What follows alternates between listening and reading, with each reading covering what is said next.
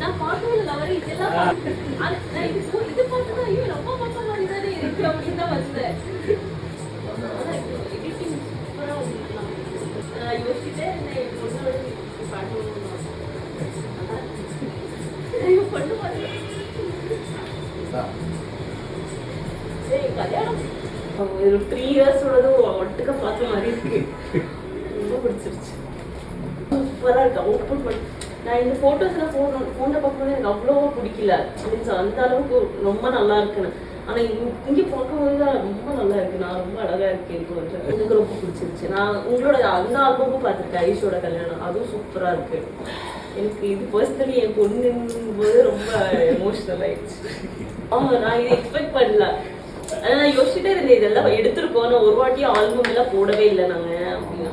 ஒரு வருஷத்தை சொல்லிட்டே இருந்தோம் ஏதாவது பண்ணுங்கன்னு இப்போதான் பண்றாங்க.